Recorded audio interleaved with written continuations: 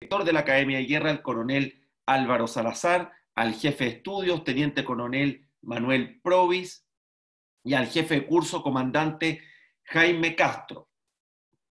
Y comentarles que hoy, y aprovecharé de presentarlo, tenemos como invitado a nuestra clase magistral al subsecretario de Hacienda del Gobierno de Chile, Francisco Moreno, que ustedes pueden verlo en la pantalla, pueden verlo en su hogar porque ha tenido que entrar en cuarentena preventiva luego de los últimos casos que hemos conocido de algunos parlamentarios que han tenido positivo en el COVID-19. Y el subsecretario Moreno, para que ustedes lo conozcan, es abogado de la Universidad Católica, estudió Derecho en esa casa de estudios, es máster en Derecho por la Universidad de Berkeley, ha tenido una dilatada trayectoria en el sector público, en sus comienzos ejerció como abogado, pero luego realizó un servicio en el marco del Jóvenes al Servicio de Chile de la Fundación Jaime Guzmán, donde estuvo durante un año sirviendo a la comunidad de Putre, y en propias palabras de él, eso lo marcó también en su ánimo de servicio público, junto a la formación que le dio su tío Jaime Guzmán, que como ustedes saben fue un político de una relevancia importante en una etapa de Chile. Y posterior a eso, Francisco Moreno también se desempeñó en el sector público, le tocó ser coordinador legislativo en el primer gobierno del presidente Piñera. Sin lugar a duda, eso va a ser interesante en el momento de las preguntas. Le permitió a Moreno conocer el Congreso, conocer la relación del Ejecutivo con el Poder Legislativo. Con posterioridad al término del gobierno del presidente Piñera entre 2000 y 2014, se desempeñó como investigador en el Centro de Estudios Clapes UC, que entonces era dirigido por el ex ministro de Hacienda Felipe Larraín, y en el segundo mandato del presidente Piñera, Francisco Moreno fue invitado a asumir como subsecretario de Hacienda. Lo hemos invitado hoy porque Francisco nos puede dar una mirada muy interesante de las políticas públicas, desde el esfuerzo actual que está realizando el gobierno en el contexto de la pandemia, y porque combina muy bien el conocimiento teórico por su preparación en la Escuela de Derecho, pero también esa mirada práctica en primera persona de las políticas públicas. Sin mayor dilación, los dejo entonces con el subsecretario de Hacienda, Francisco Moreno, y les deseo a ustedes que tengan mucho éxito en este segundo diplomado, y quiero terminar agradeciendo también a María Paz Fernández, integrante del Centro de Estudios Internacionales, que ha tenido una destacadísima labor para coordinar estos programas y permitir que, a pesar de las circunstancias, podamos desarrollarlos con éxito. Que tengan buen día. Yo los dejo entonces con Francisco Moreno.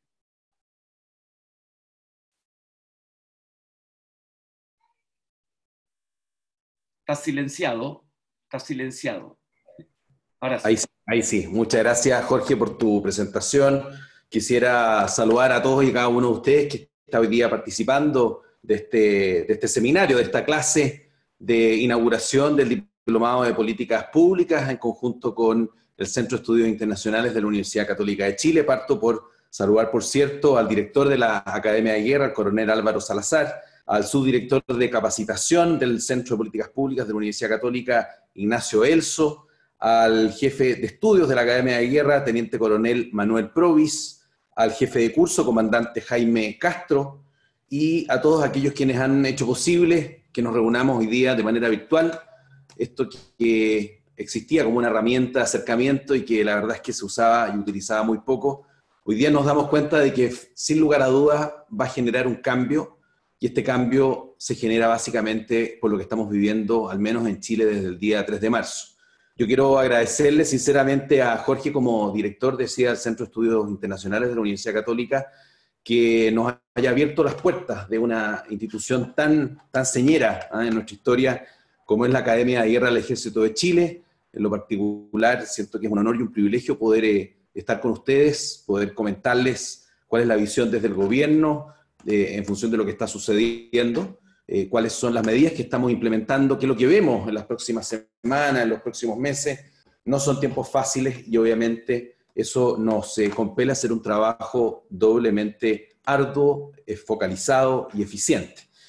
Y al mismo tiempo señalarles que, bueno, la verdad es que, como decía, es un honor estar en esta clase inaugural, siempre he mirado con mucho respeto, cariño y admiración, no solamente al Ejército de Chile, sino que quienes tienen la vocación de armas, y algún día espero poderlos acompañar. Hay un magíster de la Academia de Guerra que siempre lo he mirado con especial interés, el magíster de estudios militares, de históricos militares y de estrategia, así que Dios quiera que algún día también pueda ser ahí alumno de la Academia de Guerra en el rol que estoy desempeñando. Bueno, quisiera básicamente señalarles algunas ideas breves de lo que han sido estos 2 meses a partir del 3 de marzo. Pero yo creo que es necesario señalar o dar algunas luces de lo que ha sido el contexto.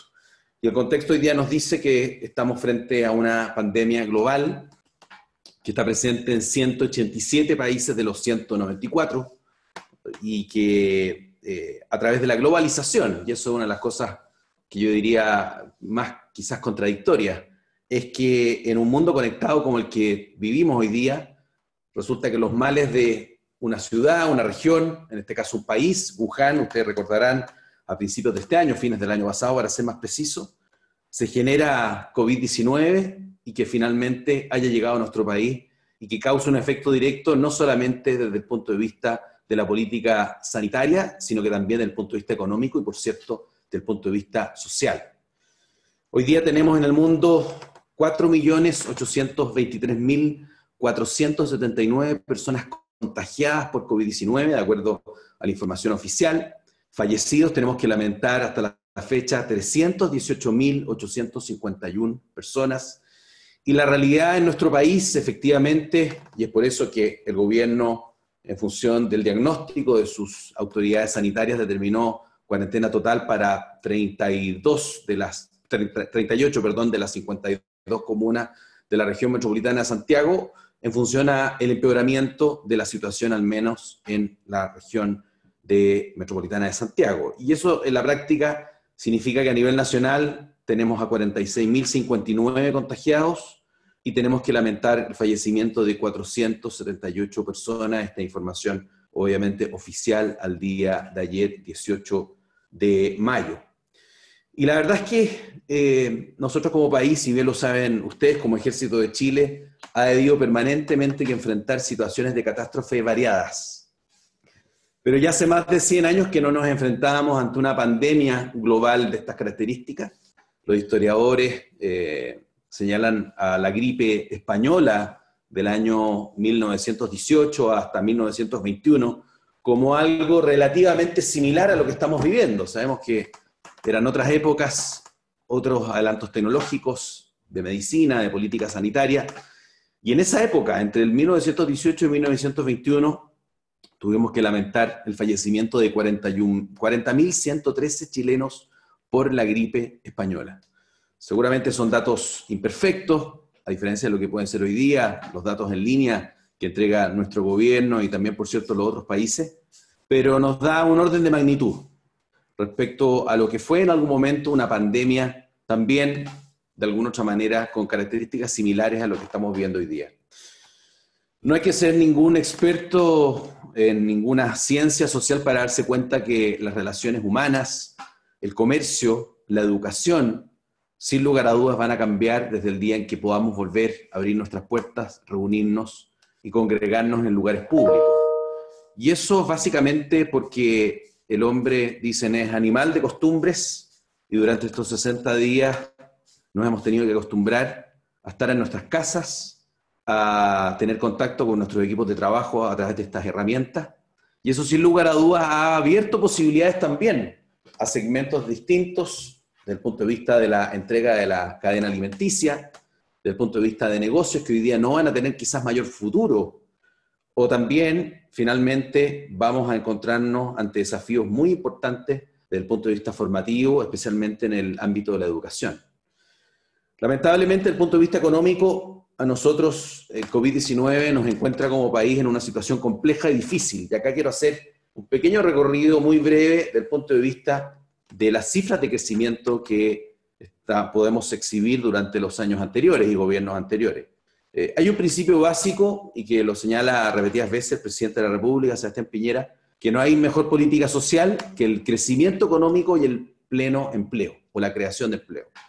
Y es verdad que nosotros somos convencidos en este gobierno de que no hay forma finalmente de avanzar en estrechar las inequidades sociales, de generar mayores puestos de trabajo, creación de empleo, de mayor riqueza que nos permita finalmente tener una mejor y mayor calidad de vida, sino a través del crecimiento económico. Porque desde el punto de vista de la ejecución de las políticas públicas, como gobierno necesitamos de los ingresos fiscales, necesitamos que finalmente la actividad económica se desarrolle y en función de eso nosotros también podamos como gobierno recaudar más. Ya lo decía el director de presupuestos hace algunos días atrás, nosotros damos informes de finanzas públicas una vez al trimestre, y en la última entrega señalaba que se proyectan menores ingresos para este año 2020 del orden de 8.000 millones de dólares para el Estado, para el gobierno de Chile. Para que se hagan una idea de proporciones, nosotros tenemos un presupuesto anual del orden de los 76.000 millones de dólares. Ese es el presupuesto que fue aprobado por el Congreso Nacional a fines del año pasado y que está considerada la ejecución de todas y cada una de las entidades públicas a nivel de los ministerios, a nivel de los gobiernos regionales, a nivel de los 345 municipios. Entonces, cuando de los 76.000 millones de dólares se nos señala que vamos a recibir menores ingresos por 8.000 millones de dólares, en vista y considerando de la baja del crecimiento económico, por lo tanto vamos a tener menos IVA, vamos a tener menos impuesto a la renta, eso efectivo, o menos impuestos específicos, el caso de combustible y otros. Bueno, eso obviamente que redunda, afecta directamente al bolsillo fiscal, y eso efectivamente nos pone un desafío nuevo.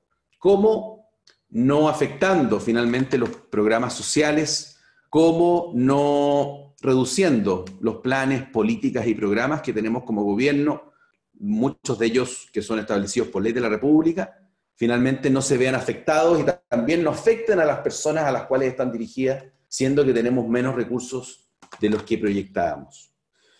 Por lo tanto, ahora, como les decía, quiero hacer un pequeño recorrido desde el punto de vista de crecimiento, del Producto Interno Bruto, que finalmente es un indicador que muchas veces puede parecer muy lejano a nuestra vida cotidiana, pero que tiene una significación muy relevante.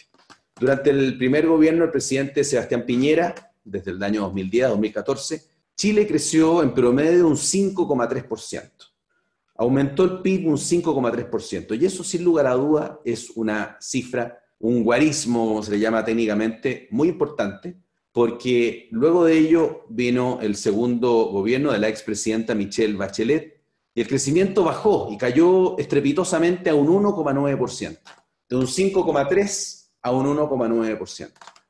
Por lo tanto, el año 2018, y básicamente los últimos meses del año 2017, donde fue la campaña presidencial y la elección, justamente una de las proyecciones que en ese momento se hacía era que finalmente el gobierno del presidente Piñera iba a contar con más armas y más herramientas de modo tal de poder reencauzar a Chile desde el punto de vista del crecimiento económico, sabiendo que eso finalmente lo conlleva o está afectado por una serie de factores.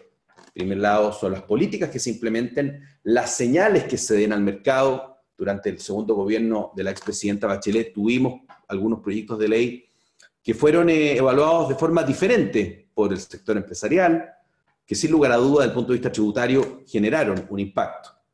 Y más que mirar al pasado, nosotros nos enfrentamos a un desafío muy importante.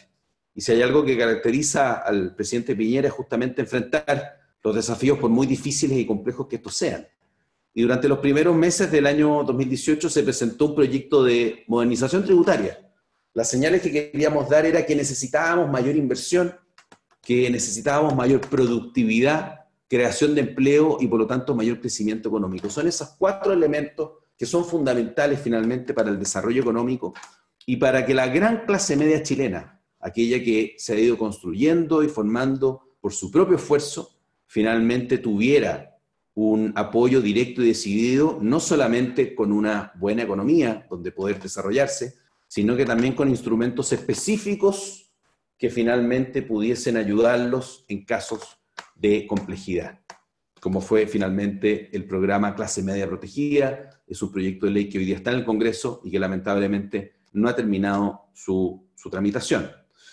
Decía entonces que el año 2018 enfrentamos este desafío y el crecimiento durante ese año fue positivo. Terminamos el año con un 4% de crecimiento, que daba, sin lugar a duda, una señal muy importante desde el punto de vista de recuperar las confianzas, de volver a tener un crecimiento que permitiera mayor inclusión social, por lo tanto, como decía anteriormente, mayores recursos fiscales, y con esos recursos fiscales bien gastados, con la eficiencia y la eficacia correspondiente y la focalización, cosa que nosotros insistimos mucho como gobierno, finalmente podíamos empezar a cambiarle la vida a tantas y tantas familias de nuestro país.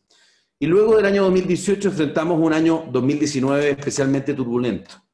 Turbulento porque durante los primeros meses tuvimos que enfrentar la famosa guerra comercial entre China y Estados Unidos. Ustedes se recordarán que básicamente, y bien lo ha señalado en repetidas oportunidades justamente el director del Centro de Estudios Internacionales de la Universidad Católica, Jorge Saad, que fue una guerra arancelaria finalmente.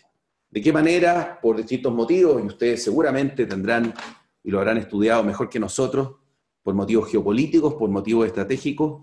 Un país declara que va a subir los aranceles, finalmente el costo de ese país exportar bienes correspondientes o que se dirijan al país destinatario, y con ello obviamente generar un impacto en su economía local.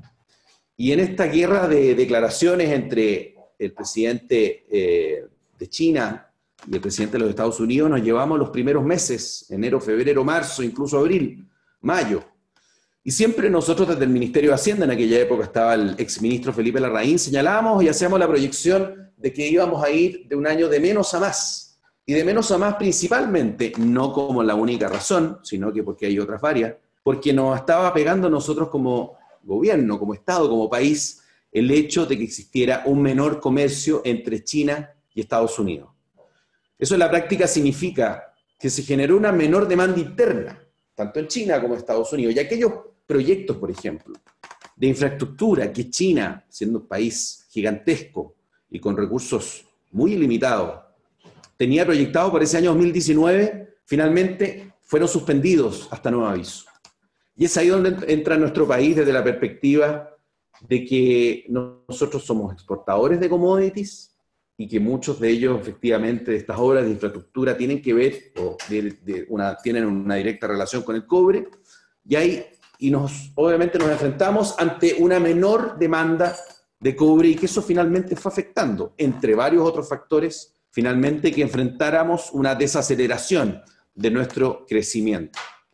Por eso decíamos nosotros que fuimos de menos a más. Y cuando empezamos a despegar y ya proyectábamos un crecimiento del 2.5% para el año 2019, nos encontramos con el 18 de octubre.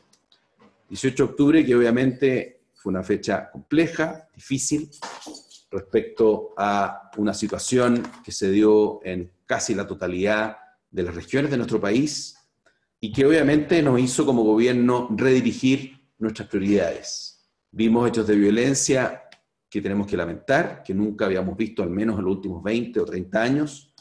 Vimos especial agresividad, vimos hechos realmente inaceptables en contra de las Fuerzas Armadas, por cierto, y vimos que grupos sin Dios ni ley finalmente irrumpían en las distintas ciudades, destruyéndolo todo.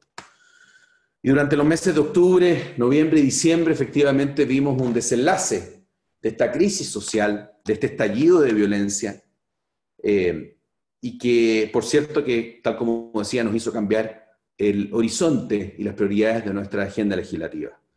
Durante esos meses, nosotros como gobierno presentamos medidas de índole social por alrededor de 5.000 millones de dólares, un paquete muy importante que iba principalmente en la línea de mejorar las pensiones, porque si hay algo que se señalaba con fuerza en las distintas manifestaciones, en las distintas vocerías, fue justamente, y en eso obviamente como gobierno siempre estuvimos de acuerdo y nos adelantamos a los hechos presentando un proyecto de ley mucho antes del 18 de octubre, queríamos mejorarle las pensiones a la tercera edad, a los adultos mayores de nuestro país.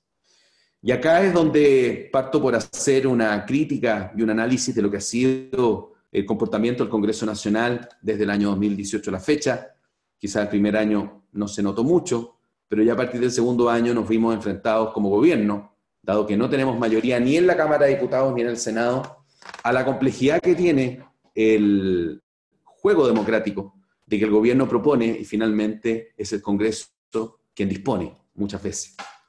Y lo digo porque nos encontramos con distintas bancadas, algunas de ellas con un espíritu muy patriótico y que fueron colaborando poco a poco en el desenlace de los proyectos de ley independientes que estuviesen a favor o en contra del gobierno, y muchos de ellos haciendo una sana oposición, que es legítima, que es necesaria en cualquier democracia.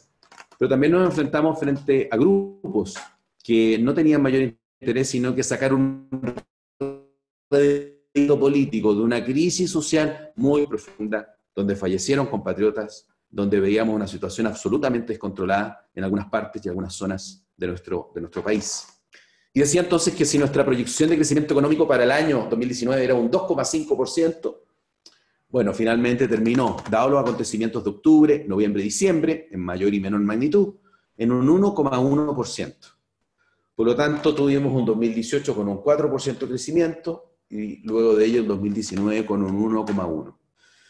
Y ya enero y febrero de este año 2020 efectivamente veríamos con índices mensuales de actividad económica más positivos, que daban luces a una cierta recuperación, razonable, por cierto, no íbamos a alcanzar a un crecimiento del 4%, y el 3 de marzo nos sorprende con esta pandemia global.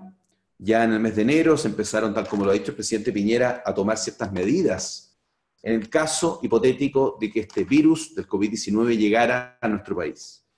Y efectivamente, y tal como lo han visto ustedes, se trata de una crisis multidimensional que genera diversos problemas y que respecto a la cual no hay gobierno que esté debidamente preparado. Ustedes en las Fuerzas Armadas, obviamente, que tienen una preparación profesional ante situaciones de emergencia, pero el gobierno, claro, necesita de ustedes permanentemente, pero al mismo tiempo vamos viendo que las señales, que las cifras, que los contagiados, que quizás la falta de seguimiento por parte de las directrices que la autoridad sanitaria muchas veces hacen y han hecho en las últimas semanas, de que el número de contagios haya aumentado.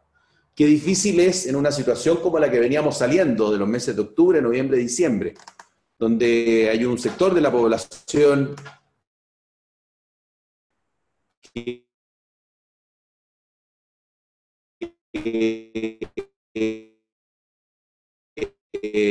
le cuesta mucho terminar este recorrido desde el punto de vista del crecimiento del PIB con una noticia que fue por parte del Banco Central, que es la institución encargada finalmente de dar las cifras oficiales de crecimiento, que las damos nosotros, el Ministerio de Hacienda, nosotros siempre las comentamos. Y finalmente, durante el primer trimestre, entonces enero, febrero y marzo del año 2020, que registraron finalmente un crecimiento de un 0,4%. Si dicho trimestre hubiese tenido un número negativo, como se pensó en una primera instancia, sumado al segundo semestre con un índice negativo, finalmente eso genera automáticamente, de acuerdo a los criterios técnicos, una recesión. Y sabemos que las recesiones en nuestro país pegan duro, fuerte, y que siempre los más desfavorecidos son justamente las personas de clase media, las personas que finalmente a través de su esfuerzo y su trabajo han salido adelante, y por cierto que le pega muy fuerte a los sectores más vulnerables de nuestro país. Nosotros como gobierno estamos empeñados, y lo ha dicho el presidente, lo ha dicho el ministro de Hacienda, Ignacio Briones, en poner a disposición de la ciudadanía todas y cada una de las herramientas necesarias para que ello no ocurra. Pero al mismo tiempo, y más que un hecho numérico, se trata finalmente de que podamos avanzar tanto en el cuidado de la salud, pero al mismo tiempo que seamos capaces de reactivar una economía que está muy paralizada en función de los hechos de la última semana. No es una cosa o la otra. Para que haya vida, finalmente tenemos que proveer los medios para que ella subsista. Y eso obviamente lo da la economía. Y esto no significa una visión economicista de la vida. Significa una visión desde la perspectiva de la realidad, de la necesidad de que funcione finalmente la cadena de productos, la cadena de alimentos, la cadena de pagos, y que eso le permita finalmente, especialmente a las micro, las pequeñas y las medianas empresas, que en nuestro país representan un número muy importante de las empresas de nuestro país, tengan la capacidad de mantener su liquidez, o sea, que cuenten con recursos y que esa liquidez les permita mantenerse con cierta solvencia, de modo tal de que no tengan o se vean obligados a cerrar, a quebrar, a liquidar sus bienes. Es por eso que nosotros, dentro de las medidas que estamos implementando, estamos dirigiéndolas justamente a las micro, pequeñas y medianas empresas, pero también al mismo tiempo a los trabajadores. Hay 3 hitos que son fundamentales en el diseño de las políticas públicas que ha implementado el gobierno durante este tiempo. El primer hito, y esto por cierto es algo lógico y evidente, nosotros hemos tenido que reforzar el presupuesto del Ministerio de Salud. ¿Para qué? Para hacer frente a las miles de necesidades de los 46.059 contagiados que hoy día nosotros contamos en nuestro país. En las 16 regiones de Chile, fortaleciendo el sistema público de salud en cada uno de los consultorios, comprando los insumos necesarios, trayéndolos desde fuera de Chile, como habrán podido ustedes apreciar en los últimos vuelos que han llegado desde Holanda, con respiradores mecánicos, y así una serie de elementos que efectivamente el gobierno tiene que estar disponible para poder adquirir y así atender a la ciudadanía de la manera correspondiente. Y es por eso que en esta primera medida, en el reforzamiento del presupuesto al área de salud, estamos hablando que el presidente Piñera dispuso un fondo de 220.000 millones de pesos y al mismo tiempo utilizó una herramienta constitucional, que está, por cierto, en la Constitución Política de la República, que le permite gastar el 2% del presupuesto aprobado por el Congreso Nacional el año anterior, que es obviamente el presupuesto del año 2020, para hacer frente a catástrofes, a emergencias específicas. Y eso se hace a través de un decreto donde firman todos los ministros. Los 24 ministros de Estado se hacen solidariamente responsables, finalmente, corresponsables de que esos dineros y recursos se inviertan justamente en las distintas líneas que pueda hacer enfrentar esta pandemia. Por lo tanto, el reforzamiento del presupuesto de salud es algo que nosotros vamos a continuar haciendo, pero al mismo tiempo, y los otros 2 ejes de las medidas económicas de nuestro gobierno desde el 3 de marzo, van en la línea primero de proteger los ingresos familiares. Hemos visto imágenes del día de ayer de la comuna de El Bosque, con especial preocupación, grupos que finalmente saliendo a la calle y creando disturbios, piensan que finalmente puede haber un avance en su situación, independiente que puede ser compleja, difícil. Es por eso que el gobierno, y a través de la cadena que realizó el presidente de la República el día domingo, señaló que vamos a ir directamente a las casas de las personas para entregar a aquellos que están obviamente en el registro social de hogares, porque nos interesa que sea una política pública muy focalizada, que es la única manera de actuar con responsabilidad respecto a los recursos públicos, que no son nuestros, son de todos ustedes, los que pagan impuestos, los que compran, los que pagan ese 19% de IVA en cualquier bien, y que nosotros estamos conscientes de que tenemos la responsabilidad de hacer la mejor inversión de aquellos recursos. Por lo tanto, estamos preocupados de ellos, estamos preocupados, como decía, de los ingresos familiares, y a este respecto solamente señalar 2 medidas que son muy importantes. En primer lugar, nosotros aprobamos en el Congreso una ley de protección del empleo, y que muy en breve permite finalmente que todos aquellos que tienen un contrato de trabajo, que son dependientes, que cotizan el seguro de desempleo, tengan la posibilidad de recibir su sueldo, su remuneración, pero esta vez por parte del seguro de cesantía, a través de la administradora de fondos de cesantía, la AFC, y que no sea el empleador que los pague, porque ante esta situación de paralización, de inmovilismo que tiene la economía nacional, mal podríamos nosotros exigirle a los dueños, a los accionistas, a los pequeños emprendedores principalmente, de que sigan pagando esas remuneraciones, siendo que no han abierto sus locales, siendo que no han podido despachar sus productos, siendo que no han podido otorgar sus servicios.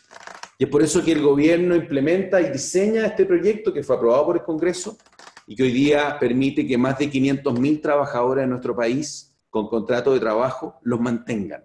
Porque el costo obviamente habría sido, quizás como costo alternativo, de que esos emprendedores, de que esos dueños de tal o cual fábrica hayan dicho, no tengo ninguna posibilidad de hacer frente al pago de remuneraciones, sino que es a través de poniéndole término al contrato de trabajo. Y si ya estamos enfrentando un desempleo, al menos dentro de la región metropolitana de Santiago, de acuerdo a la información que recibimos hace algunos días de la Universidad Católica, del Centro de Estudios Longitudinales, que ya va a alcanzar los dos dígitos.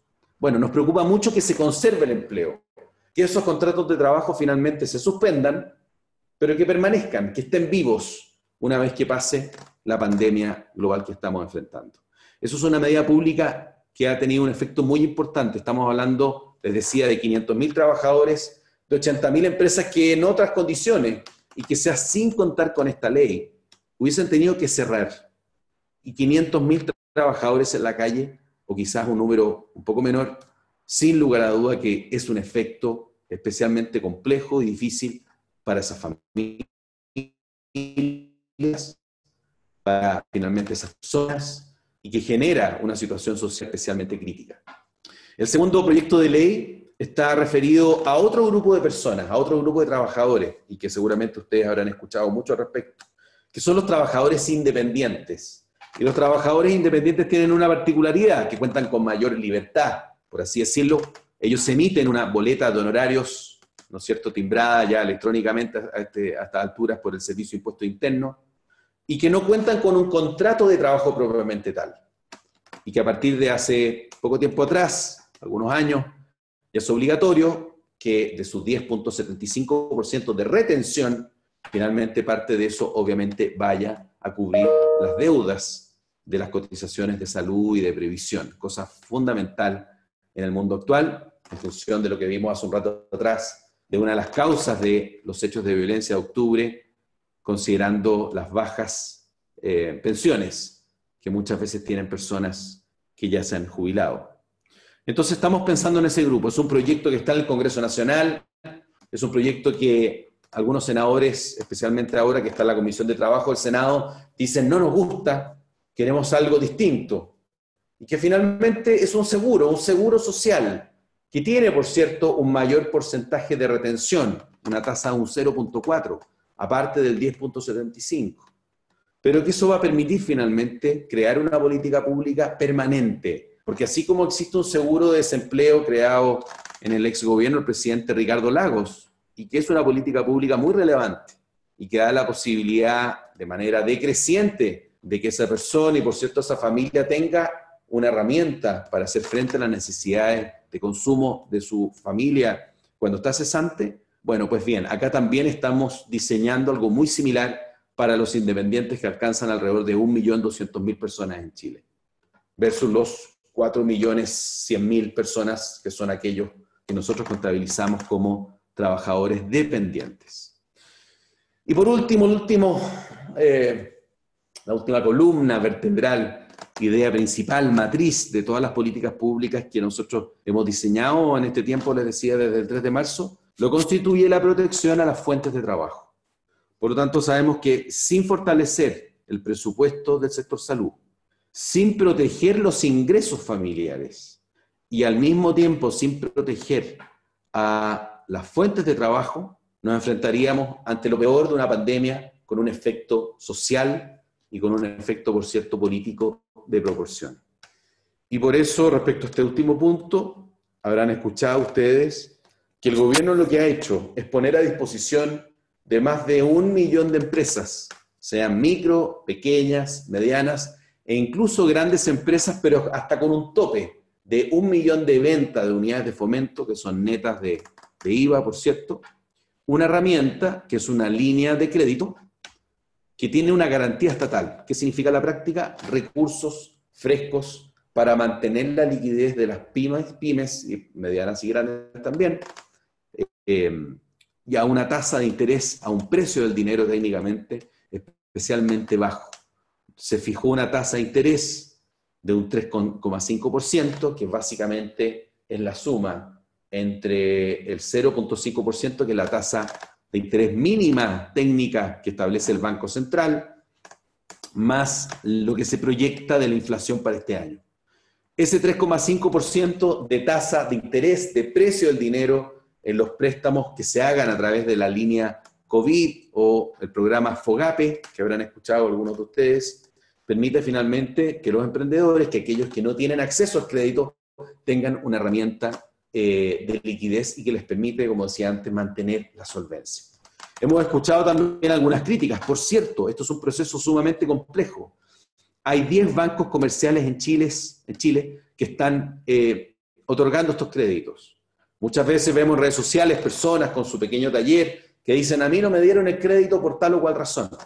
Como Ministerio de Hacienda, obviamente que tenemos un compromiso con ello. Estamos monitoreando permanentemente la información que recibimos de la Comisión para el Mercado Financiero, que es la ex Superintendencia de Valores y Seguros, quienes son los que reciben información de los 10 bancos comerciales que están otorgando los créditos FOGAPE con garantía estatal.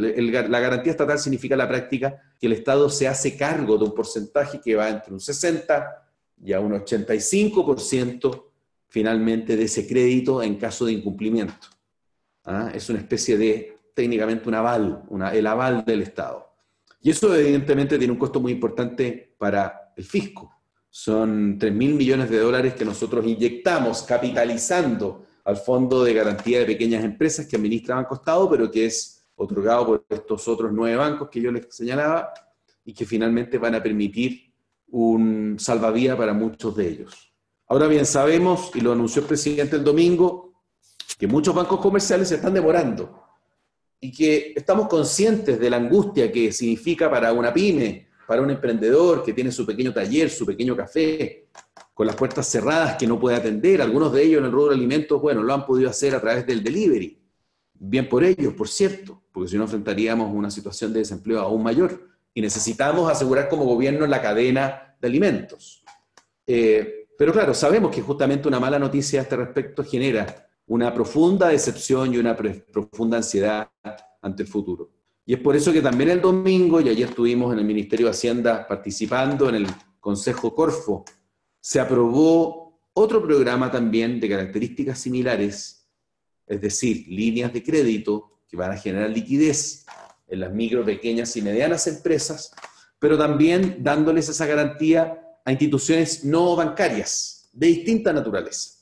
Estamos, por ejemplo, solamente mencionar a las cajas de compensación, que tienen obviamente una presencia territorial en todo Chile vastísima y que permiten finalmente otorgar ciertos créditos a personas que por distinta razón no se los otorgarían en los bancos comerciales.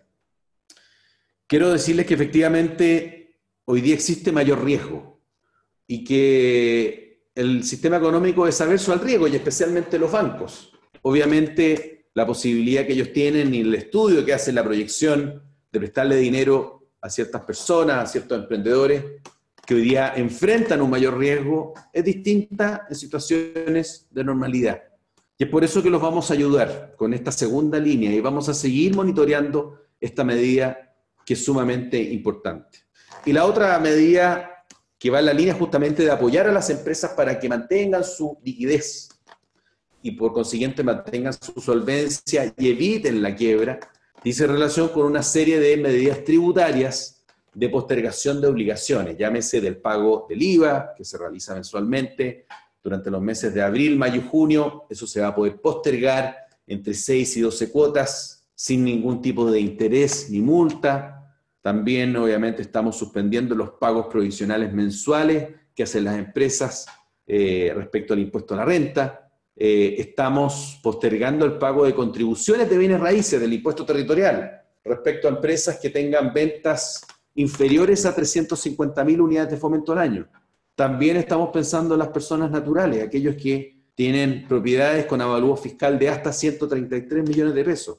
Bueno, estamos yendo justamente en ayuda de estos grupos tan importantes de la población que finalmente que mueven nuestro país. Siempre decimos en el gobierno que las pymes son el motor de la economía de nuestro país. Y en ese respecto, quiero dar una señal de que efectivamente como gobierno, y lo ha dicho el ministro Ignacio Briones, van a venir nuevas medidas. Van a venir nuevas medidas en función de la necesidad, de la emergencia, pero con especial responsabilidad fiscal. Y acá hay un tema y un punto que quiero especialmente recalcar. Se nos ha dicho por algunos sectores de que este es el momento de tirar toda la carne a la parrilla. Un exministro de Hacienda, Andrés Velasco, decía que debíamos ser más generosos con este paquete de medidas sociales. Bueno, comentarles, a propósito de lo que les decía al principio de este presupuesto de 76.000, 77.000 millones de dólares, nosotros en estas medidas anunciadas desde el día 19 de marzo a la fecha, significan mayores gastos para el Estado de 17.100 millones de dólares. Y ustedes dirán, con menores ingresos por 8.000 millones de dólares, ¿de dónde vienen los recursos?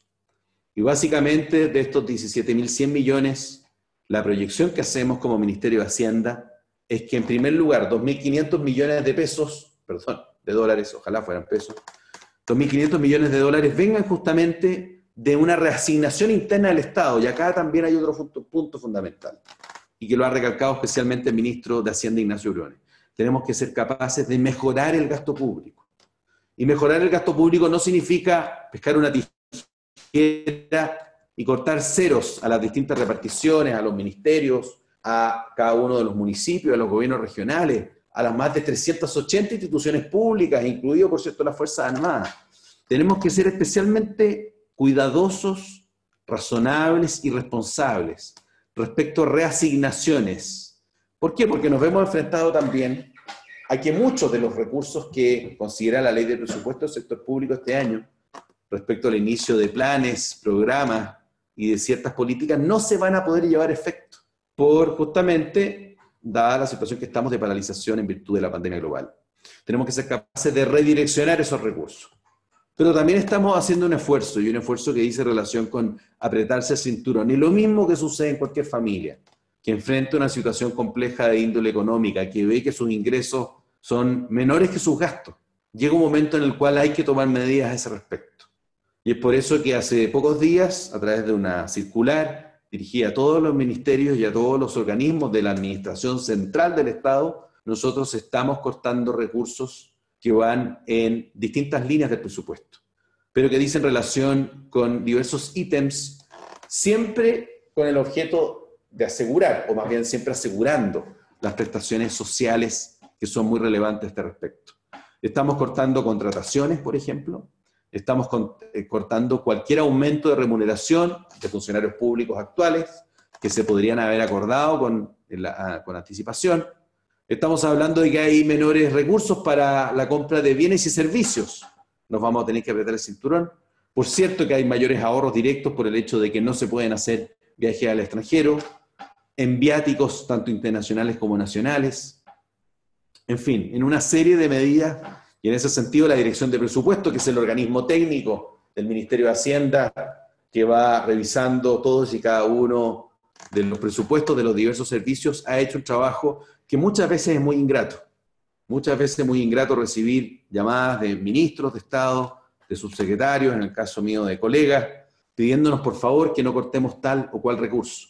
Pero ahí es donde tenemos que tener una visión país, que tenemos que reforzar el presupuesto en salud, cuidar de los ingresos familiares, y cuidar de las fuentes de trabajo que hoy día generan efectos tan positivos en nuestro país. Por lo tanto, hay una responsabilidad fiscal, y así como en gobiernos anteriores se fue especialmente razonable y responsable con el uso de los recursos públicos, hoy día nosotros podemos contar con ahorros. Hablaba de los 2.500 millones, ¿no es cierto?, de reasignación. Hay alrededor de 12.000 millones de dólares que justamente vienen de un ahorro que tiene Chile en el extranjero, que es el Fondo de Estabilidad Económica Social, el FES. Y el FES fue creado a fines del gobierno, del primer gobierno de la expresidenta Bachelet, perdón, me equivoqué, el fines del gobierno del presidente Lagos, el año 2006. Y eso son políticas públicas que, independiente de la posición política del gobierno de turno, son políticas que le han hecho bien a Chile, que hoy día nosotros podemos mostrar un fortalecimiento de nuestra situación macroeconómica. Ustedes dirán, pero bueno, los recursos no son infinitos. Efectivamente no son infinitos. Y es por eso que 12.000 millones vienen justamente del Fondo de Estabilidad Económico-Social, que se tienen que usar justamente para situaciones en las cuales nosotros estamos enfrentando. Hay recursos también en el Fondo de Reserva de Pensiones, que también están en el extranjero, pero obviamente esos son recursos que tienen una limitación desde el punto de vista de los gastos. Bueno, y el resto justamente de los recursos, la diferencia que ustedes podrán sacar matemáticamente, la pregunta es ¿dónde se obtienen? Bueno, ahí es donde el gobierno tiene que endeudarse. tenemos autorización del Congreso Nacional para efectos prácticos de endeudarnos por un total de 13.000 millones de dólares. Primero la ley de presupuesto, nos autorizaron 9.000 y después otros 4.000, por lo tanto son 13.000 millones de dólares que el gobierno puede endeudarse, y lo estamos haciendo de manera responsable, en procesos obviamente competitivos, a través de la emisión de bonos correspondientes, que nos permitan finalmente tener caja para hacer frente a esta situación. Tal como ha señalado el ministro Ignacio Briones, no son tiempos fáciles, son tiempos complejos desde el punto de vista económico. Podemos vernos enfrentados a una situación de recesión próximamente que no teníamos recuerdo desde los años 82, 83. Tuvimos una recesión en el año 2008-2009, ustedes recordarán a través del tema de la crisis que se dio en Estados Unidos, principalmente la subprime, y que eso afectó al mundo entero. Y que fue bien llevada, por cierto, por las autoridades del Ministerio de Hacienda de la época, con menores recursos de los que hoy día estamos poniendo sobre la mesa, pero por cierto eran otras circunstancias.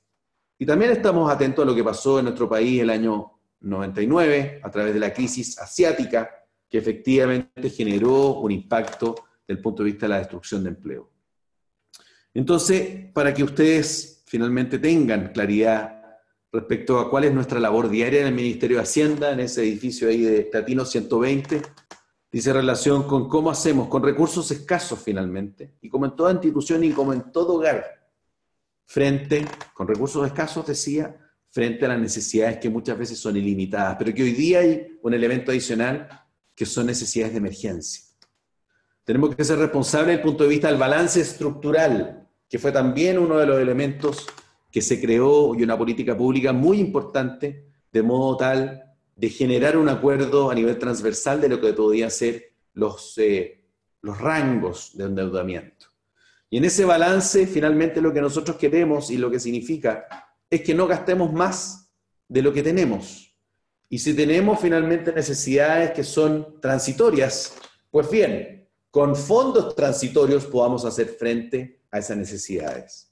Y con recursos permanentes hagamos frente a las necesidades permanentes que tiene un país.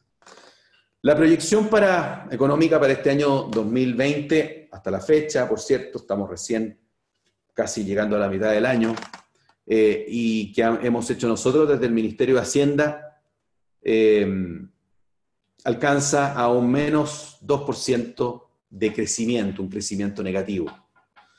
Y acá quiero volver al tema inicial, de un 5,3 en el primer gobierno del presidente Piñera, un 1,9 en el segundo gobierno de la expresidenta Bachelet, y nos enfrentamos con un 2018 con un 4% de crecimiento, un 1,1 en 2019, y este año 2020 todo indica que, Dios no lo quiera, por cierto, va a ser un resultado de índole negativo. Entonces hay que considerar también que hay otras visiones y versiones. El Fondo Monetario Internacional dice que el resultado de la economía en Chile va a ser de un menos 4%. El Banco Central fija su rango entre menos 1,5 y menos 2,5. Nosotros estamos en la mitad de ese rango.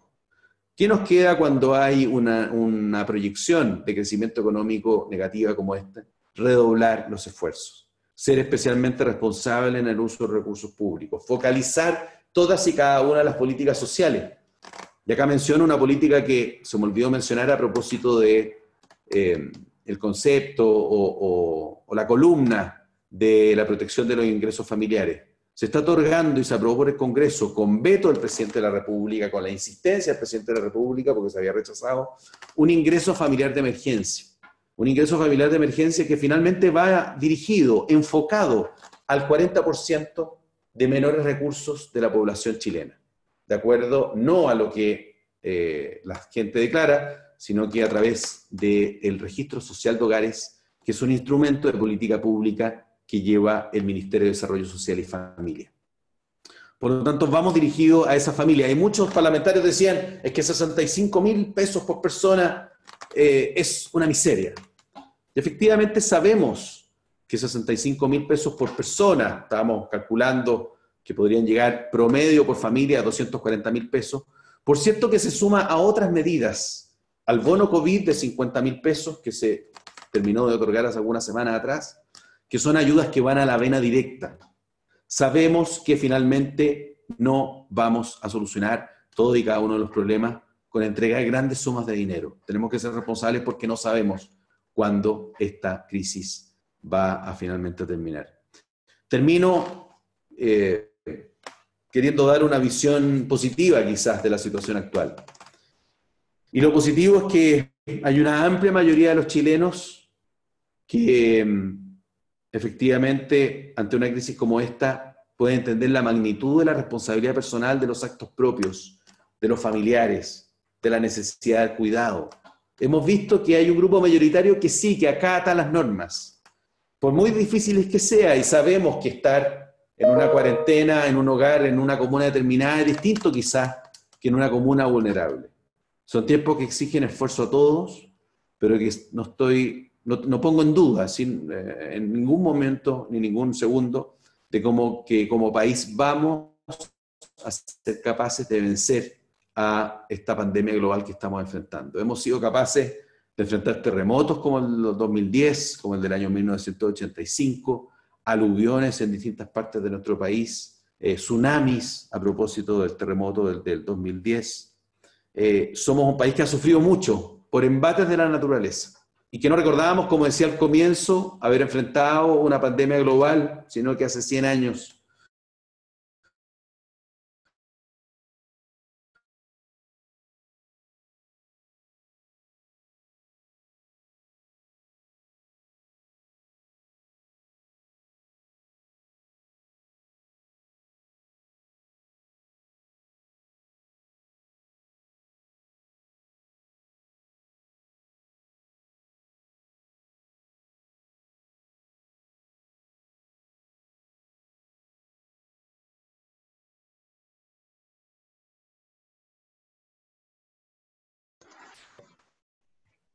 Jorge,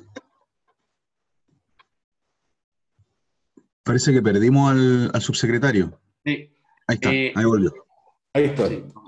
Ahí sí, ya. Sin el broche final, pero lleva la línea de que necesitamos unidad, necesitamos que cada uno aporte desde su propia perspectiva y vamos a salir adelante sin lugar a dudas. De eso estoy confiado. Muchas gracias. Muchas gracias, Francisco. Te tenemos que hacer los aplausos de manera a distancia y virtual. Y quiero aprovechar también, subsecretario, de agradecer al Centro Políticas Públicas de la Universidad, porque este es un proyecto, es un diplomado en conjunto entre el Centro Políticas Públicas y el Centro de Estudios Internacionales, y que ya llevamos una alianza ahí, estamos viendo, Ignacio, hace varios años. Y en estos últimos 5 o 6 minutos quisiéramos saber si los alumnos quieren formular unas preguntas al subsecretario. Aprovechemos estos minutos finales. Solamente activan su micrófono y hacen la pregunta. Yo tengo una pregunta, profesor. Señor subsecretario, ¿cómo está? Me presento, soy el mayor Cristian Vargas. Mire, mi pregunta va apuntado a esta paradoja que existe o que existió en octubre del año pasado, donde efectivamente teníamos un país con un crecimiento sostenido, programas sociales bastante potentes, un apoyo al emprendimiento. O sea, en este país hay programas en el cual la gente puede crear en un día, puede crear una empresa. O sea, hay un apoyo fuerte en lo que es el emprendimiento. Y con como un denominado soft power bien establecido, digamos. Pero así todo existió o se vio, se evidenció una desconformidad que finalmente se llevó a un estallido social, donde se crearon una serie de banderas de lucha, como el tema de la Constitución, finalmente, que desde mi perspectiva no cumple ni con solucionar las pensiones, ni el problema de las AFP, ni el tema de los salarios mínimos, sino que son como banderas de lucha más que nada. Por lo tanto, mi pregunta asociada a ¿qué falencias evidencia usted en relación a las políticas públicas que crean o que llevaron a cabo esta paradoja que le estoy comentando?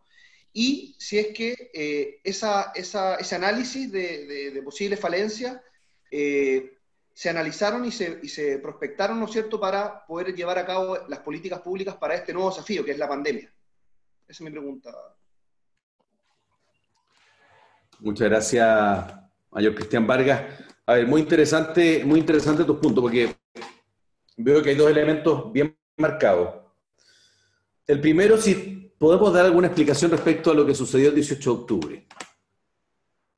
Y la verdad es que recuerdo perfectamente ese día viernes, algunos días anteriores ya habían sucedido, por cierto, hechos bien lamentables en algunas estaciones de metro, en convocatorias que venían del Instituto Nacional, que realmente durante los últimos años ha sido un gran dolor para el alma de Chile tener al primer foco y luz de la nación, como creo que es el lema del instituto formado ni más ni menos que por José Miguel Carrera en 1812, ver que hoy día genera situaciones no solamente de desorden, sino que de violencia extrema. Yo quiero señalar que durante los meses previos al 18 de octubre vimos como jóvenes que se apostaban en los techos del Instituto Nacional arrojaban bombas molotov a las fuerzas policiales. Y efectivamente ahí hay un tema que, mirándolo en perspectiva, nos damos cuenta de la gravedad de ciertos hechos que son aquellos que van desencadenando pausadamente, pero con mucha fuerza, hechos como los que vimos el 18 de octubre. Quizás esa situación generó en muchos jóvenes de esa edad, que muchos de ellos pueden ser idealistas y querer un mundo mejor, pero que todavía no han rechazado la violencia como método de acción política. Y ahí hay un tema muy grave, muy complejo, y que puedo concluir de lo que sucedió durante los meses de octubre, diciembre, hasta enero, básicamente. Que acá hay un sector de la ciudadanía que no ha rechazado la violencia como método de acción política. La política es el espacio de los acuerdos, de la discusión, del enfrentamiento, pero siempre utilizando las armas que finalmente da la Constitución, que dan las leyes, en un espíritu de amistad cívica. Y en ninguna parte del mundo finalmente se han logrado avanzar desde el punto de vista de las políticas sociales a través de bombas molotov. Y el hecho finalmente de no haber podido detener, y no estoy responsabilizando a nadie porque sé que era un problema sumamente complejo, tuve la oportunidad de conversar en alguna oportunidad con la directora del Instituto Nacional, una persona muy valiente, una pedagoga y una profesional de la educación respecto a quien yo me saco el sombrero, y que me decía que el mal ambiente que se vivía en el Instituto Nacional y que había un grupo de alumnos que la resguardaba a ella, cosas que al menos en los periodos en que yo estudié habrían sido inauditos. Se movilizaba con una escolta de alumnos para que no fuera atacada por alumnos del mismo Instituto Nacional.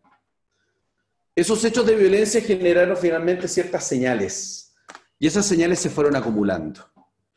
Y aparte de las pésimas señales que se dieron desde, lamentablemente, el Instituto Nacional, también se vio, yo creo que la crisis social o crisis de violencia, diría yo, porque social quizás no me gusta calificarla como tal, se dio aumentada por el hecho justamente de que hubo una proyección de que la situación económica iba a ser mejor. La economía forma parte fundamental, hagámoslo o no. Y para muchas personas que esperaban un devenir económico que tuviese un efecto positivo en sus vidas, por efectos prácticos de la guerra comercial, que tuvo un efecto en Chile directo, por efectos prácticos de una cierta ralentización de la economía, porque no teníamos aprobados ciertos proyectos que habrían sido clave, por ejemplo, el proyecto que presentó el Ministerio de Hacienda en el mes de agosto de 2018 de modernización tributaria. ¿Qué es lo que iba a producir eso? Y por eso cada cosa en política pública está concatenada. Quien trata de verlo como verdaderas islas comete un grave error. Ustedes me dirán, ¿pero qué tiene que ver un proyecto de ley en el Congreso tributario, una cosa tan árida, tan técnica, con un estallido social o de violencia como el que vimos en octubre? Hay una relación directa. Porque ese proyecto de ley hubiese generado mayor inversión, entregaba herramientas para que los distintos inversionistas, tanto nacionales como extranjeros, tuviesen más facilidad y que tomaran decisiones de inversión inmediatamente.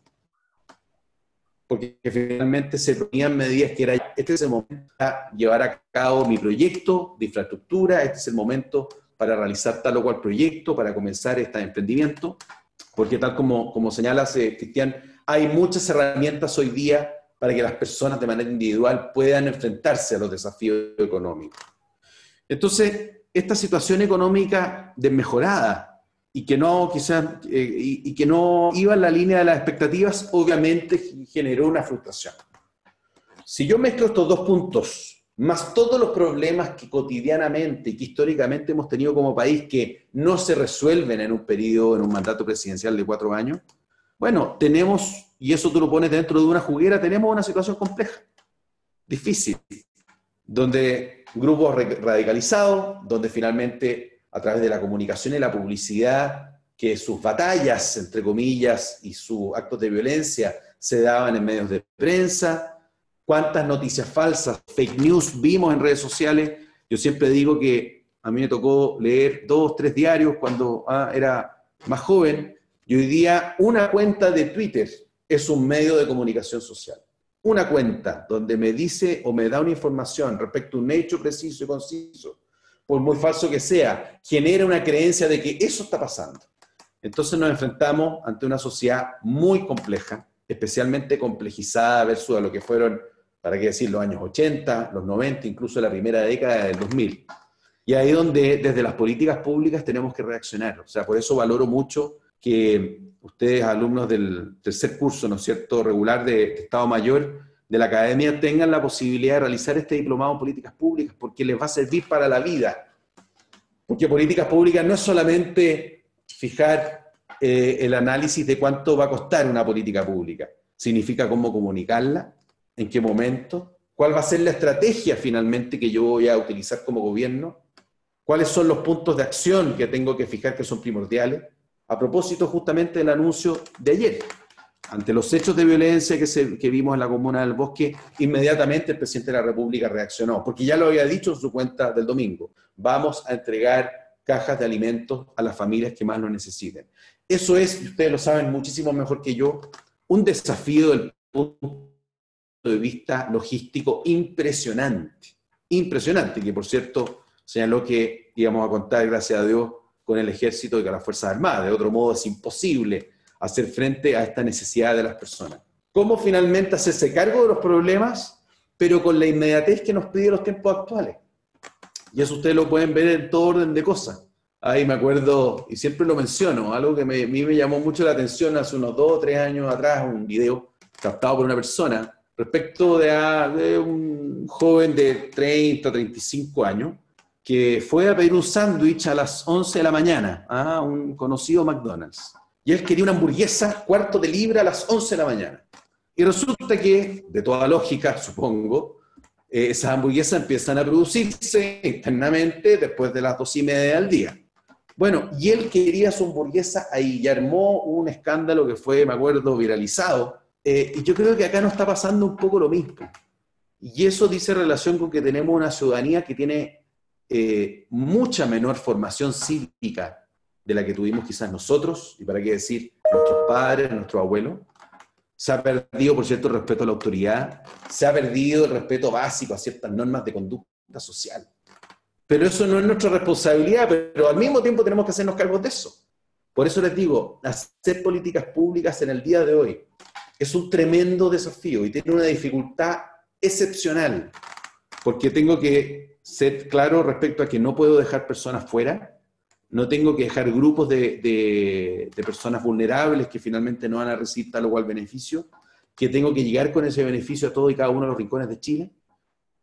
Por ejemplo, y con esto termino, a propósito del Fondo de Garantía de las Pequeñas Empresas. Bueno, resulta que nosotros inyectamos $3.000 millones para capitalizar este fondo, ¿no es cierto? Este fondo que administra Banco Estado, pero que se reparte entre los bancos para que cada uno de los bancos comerciales pueda otorgar estos créditos. Bueno, uno dice, ok, los bancos se dedican, básicamente una de sus funciones, a otorgar créditos, por lo tanto no debería ser tan difícil.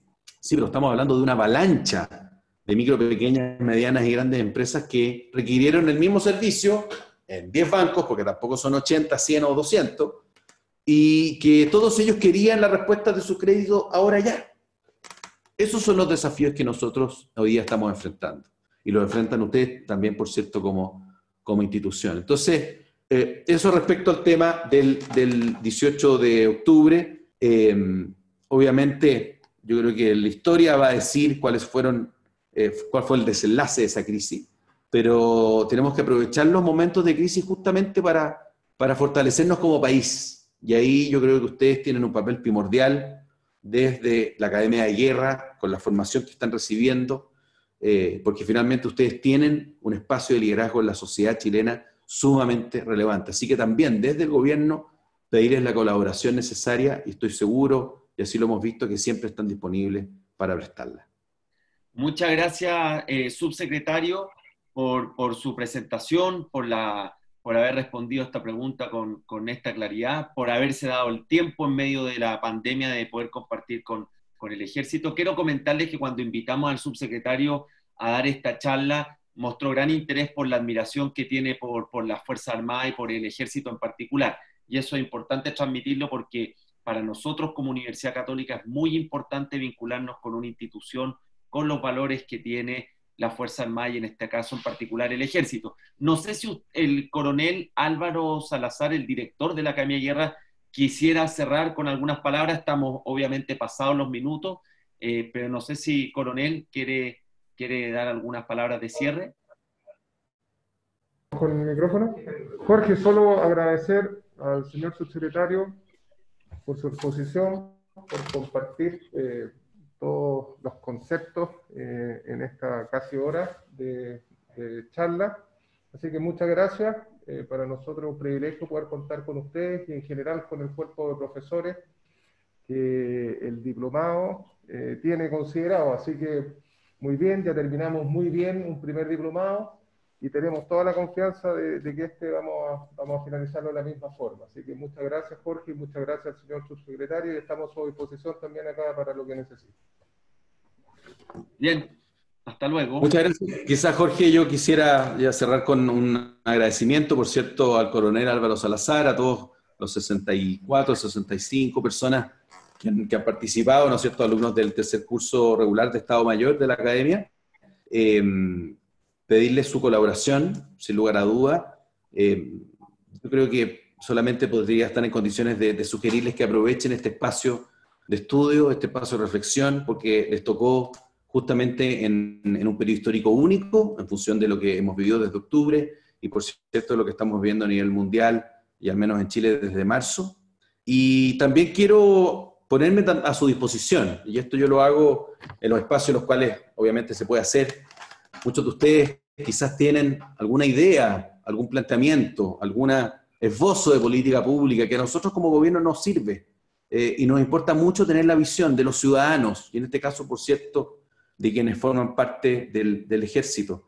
Yo les quiero dejar mi correo electrónico, que es fmoreno@hacienda.cl, muy fácil, lo repito, fmoreno@hacienda.cl, y que me escriban aquellos que tengan algún proyecto, alguna idea, que finalmente tengan alguna sugerencia, alguna crítica que hacer, porque las políticas públicas y su aplicación es fundamental que todos seamos especialmente vigilantes. Nuevamente, son una gran cantidad de recursos, son 17.100 millones de dólares que estamos poniendo sobre la mesa en las medidas del Plan de Emergencia Económica que ha dado a conocer el presidente con el ministro Ignacio Briones, y cualquier información al respecto, o decía cualquier sugerencia, nosotros desde el Ministerio de Hacienda estamos encantados de poderla recibir. Así que muy abierto a que me puedan enviar un correo, lo repito por última vez, fmoreno@hacienda.cl, y por cierto, siempre las redes sociales están abiertas para recibir sus inquietudes. Así que muchísimas gracias por la invitación, nuevamente al coronel Salazar, a todos los que participan de este diplomado, y a Jorge Satt como director del Centro de Estudios Internacionales de la Universidad Católica por darme esta oportunidad. Muchísimas gracias a todos. Que tengan muy buen día. Gracias, subsecretario. Gracias, nos vemos.